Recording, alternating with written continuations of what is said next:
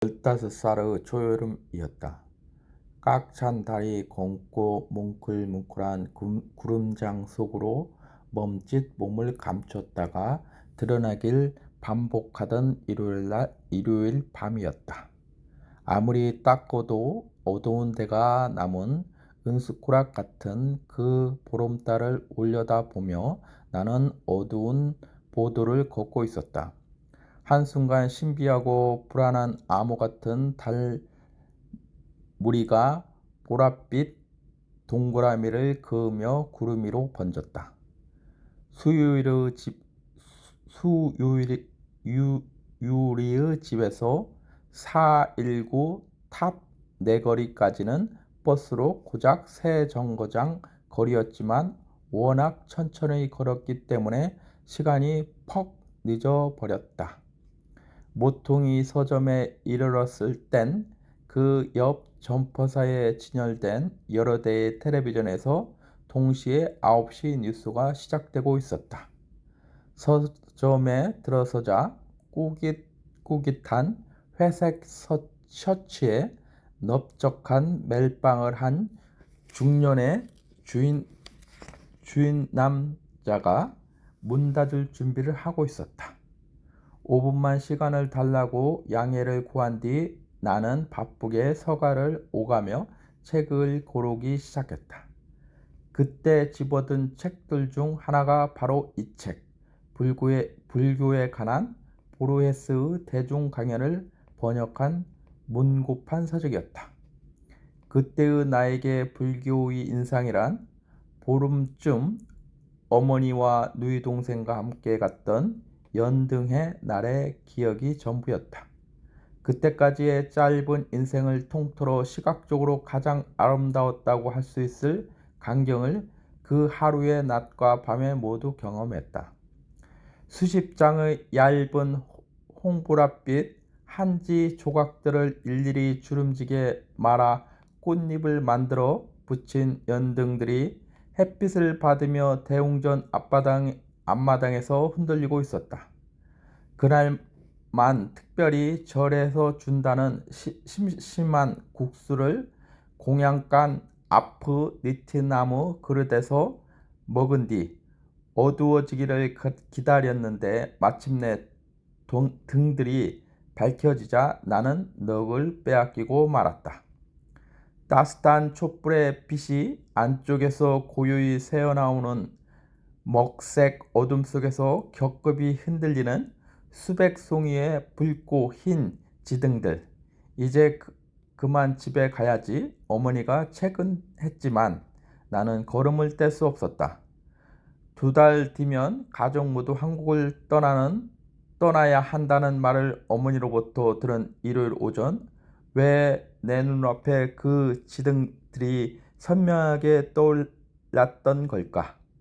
그 빛들이 준 충격이 종교적인 경이감과는 약간 다른 것임을 어렴풋이 짐작하고 있으면서도 어머니가 넉넉히 쥐어준 돈으로 기초 독일어 교본과 회화 테이프를 사러 간 그 밤, 나는 문고판 수타니파 법 구경 현암세에서 나온 연화문의 표지의 화엄경 강의와 열반경 강의를 욕심껏 골랐다.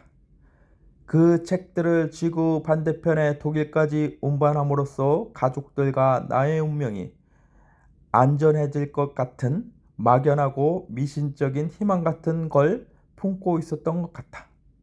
브루에스의 이 얇은 책이 그 목록에 끼어든 것은 서양 사람이 쓴 책이니만큼 아마 기초적인 입문서가 되어줄 거라는 실질적인 기대 때문이었다. 반쯤 눈을 감은 무언가를 기도하거나 후회하는 듯 두 손을 가슴 앞에 모은 그의 사진이 초록색 표지 상단에 흑백으로 인쇄되어 있는 것을 그때는 특별히 눈여겨 들여다보지 않았다. 독일에서 보낸 17년 동안 나는 그 책들을 천천히 반복해서 읽었다. 어떤 밤에는 그저 한글의 생김새를 들여다보고 있고 싶어서 책장을 넘기지 않은 채 오랜 시간을 보내기도 했다. 어떤 책을 펼치든 그 초여름 밤 수유리의 서늘한 공기가 팔뚝이로 느껴졌다. 어둑한 은숟가락 같던 달과 신비하고도 불안한 암시 같던 보랏빛 달무리를 잊지 않은 것은 그 책들 덕분이었다. 그렇게 해서 내가 가장 좋아하게 된 책은 현암세에서 나온 하엄경 강이었다. 그토록 찬란한 이미지로 이루어진 사유의 체계를 그 어느 책에서도 다시 경험하지 못했다. 반면 브레스의 이 책은 짐작대로 쉽고 개괄적인 내용이어서 비교적 빨리 흩어보고는 책장에 꽂아두고만 있었다. 시간이 흐른 뒤 대학에 들어가 그의 소설과 평전들을 독일어로 읽고서야 새삼스러운 마음으로 다시 펼쳐 읽었던 기억이 난다. 오늘 아침 이 얇은 초록색 책이 다시 생각나 창고의 트렁크에서 꺼내왔다.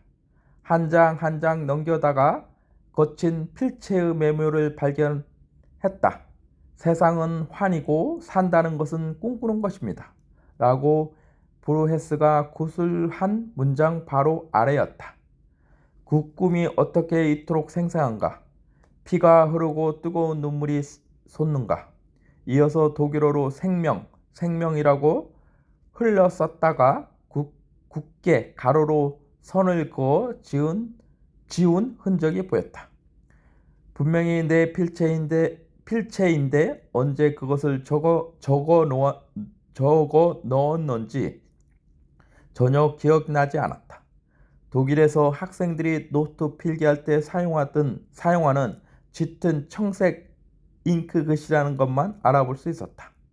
나는 책상 서랍을 열고 낡은 회색 가죽 필통을 찾아냈다. 기억대로 만년필이 그 안에 있었다. 독일에 건너간 직후부터 대학 2학년 무렵까지 수차례 촉을 갈아가며 사용했던 것이었다. 흠집이 좀 있을 뿐 깨진 데는 없는 뚜껑을 열어 책상 한켠에 두고 촉에 말라붙은 잉크를 녹이기 위해 욕실로 만년필을 들고 갔다. 세면대에 맑은 물을 받은 뒤 촉을 담그자 짙은 청색의 가느다란 실 같은 잉크가 흔들리는 곡선을 그리며 끝없이 번져갔다.